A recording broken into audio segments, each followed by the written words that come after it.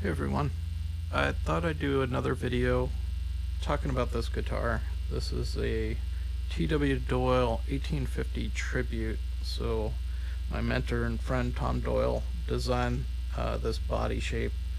He allowed some of his students to actually recreate this shape, although I did go ahead and do some of my own finishing touches, and I'll kind of show that here in a second. So this headstock is something that I designed.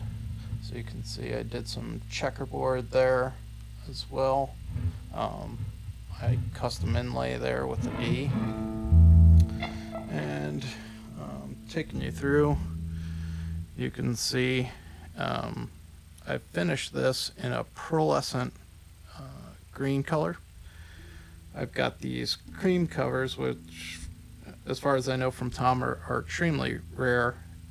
I actually did the winding of these pickups here. These are low impedance pickups, but I'm using Tommy's D1 system.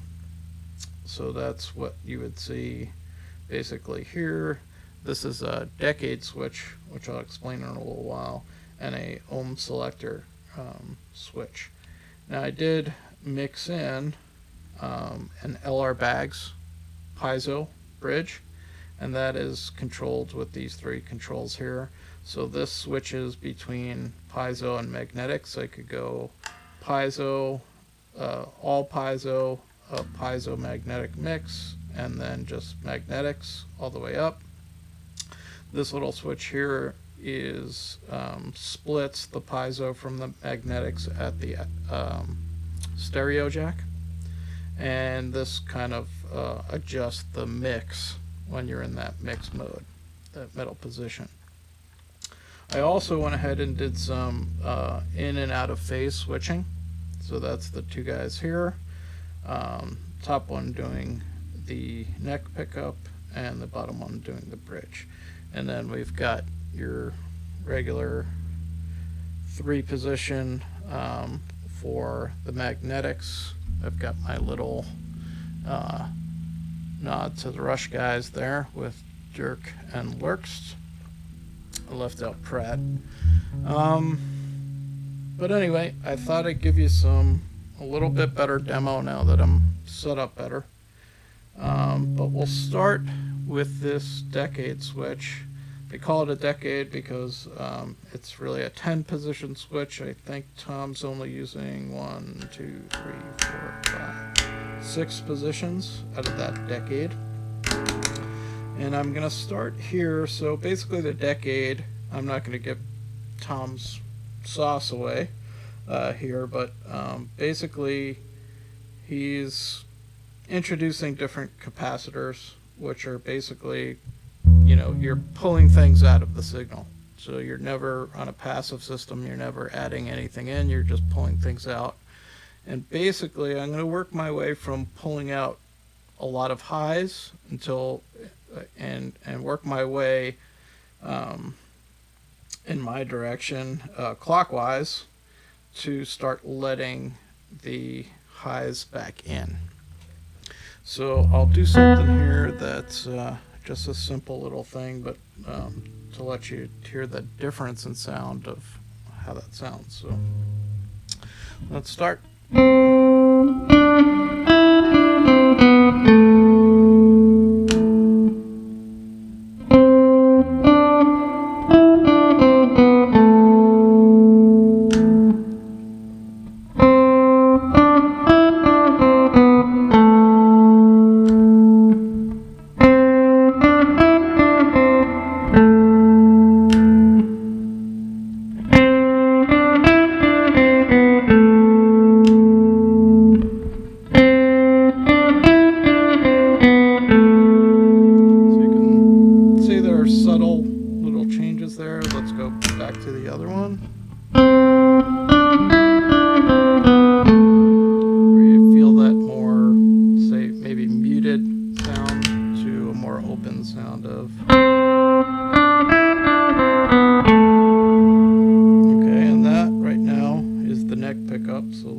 The same with the bridge.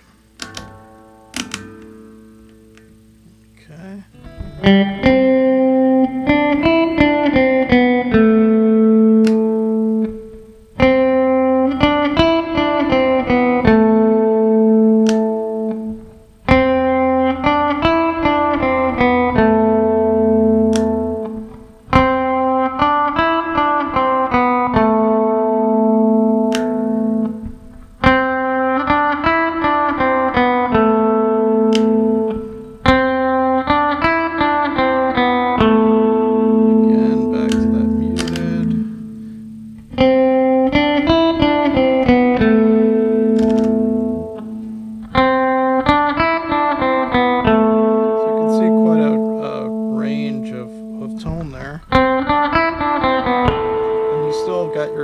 So I could bring that back down if I needed to.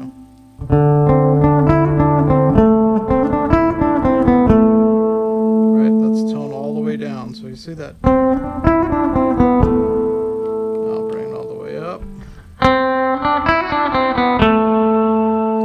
So quite a different range that you can get here, and that's where I came up with the 999 combinations. If you've been watching, it truly is that and much more. Are you really going to play with all those? Probably not, but I think there's so much here that you can kind of experiment with till you get to a point where for different songs you might like different settings there. So talk a little bit about the impedance.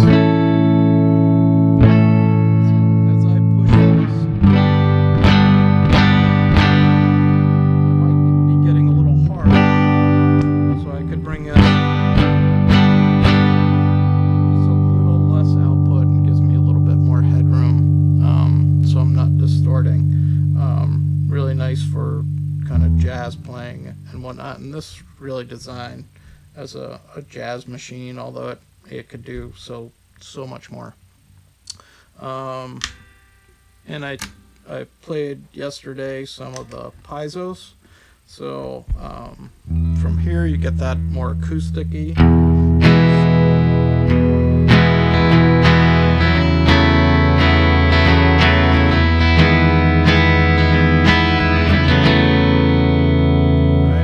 I could play Closer to Heart, but I can't.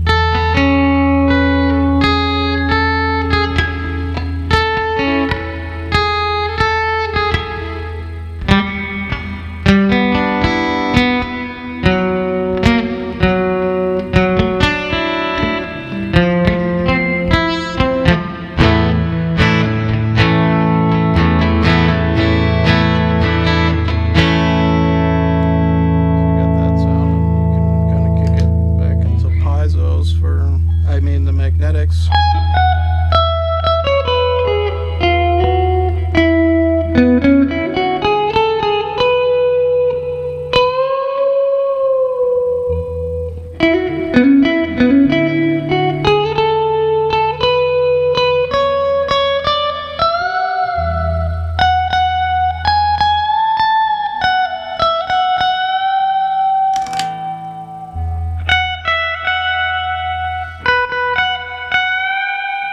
Again, I changed that decade out so you can see quite a difference, especially from end to end, from position 1 to 6.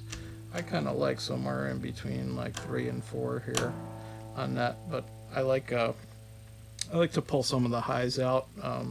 People like to keep them in as well. So anyway, thought I'd do hopefully a better demonstration about this guitar, kind of what I've built into it, really kind of building upon Tom's D1 system with the low impedance pickups, along with the piezo's and the phasing here. And the phasing's kind of cool too. I think you get that kind of surf sound, although I can't play it all that well, but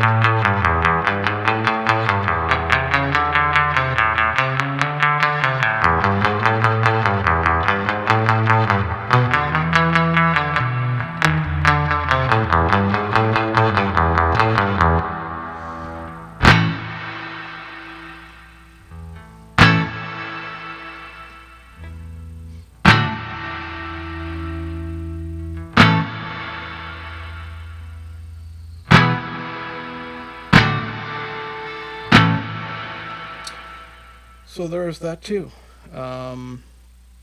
And that's in and out of phase. I've done it both.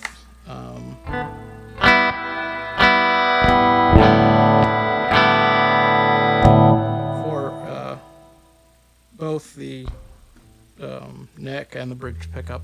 So, any case, and there is a bar, an arm here. It got a little loose. I didn't want to lose parts, so I just took it off for the time being. I'll put that back on shortly. But that's really this green guitar that this is one that I've been playing quite a lot. I'm enjoying playing this. The construction is primarily a African mahogany. You've got a maple top. I do have some curl on here, so if you look at some of my previous photos, I actually did a burst on this, and then I covered it up because I figure as I play it, I want to kind of peek that burst out through here. So that's what I did there. And then you've got the mahogany on the back and neck, and that's really what this guitar is about. I really had no intention to build one of these, and my friend Jeff, while we were still learning from Tom, he said, no, you got to build one of these. You got to build an arch top. And I said, Jeff, I just want to build basses. I'm making all guitars here. He said, no, you're going to do one of these. And I'm really happy he kind of pushed me down that path, because I love this guitar. I've learned a whole lot in building it, especially with the electronics. Took a little while to kind of figure out there. But it was a lot of fun, and I just enjoy this guitar. I think a lot of people who see it and play it enjoy it too. So a lot of different things that I did on it. So hope you enjoyed the video, and if you have any questions about this or other builds, I know I want to start doing a little bit more to kind of showcase the sound, the playability of these guitars that I'm building, because Tom always said, that's great, you built this really beautiful thing, and go hang it on the wall, because it doesn't play. So that comment sticks in my head all the time, and that's why you're building these things. You want to play them, you want to hear them, and this particular one has a beautiful sound and a wide range. So hope you enjoyed the video. Bye.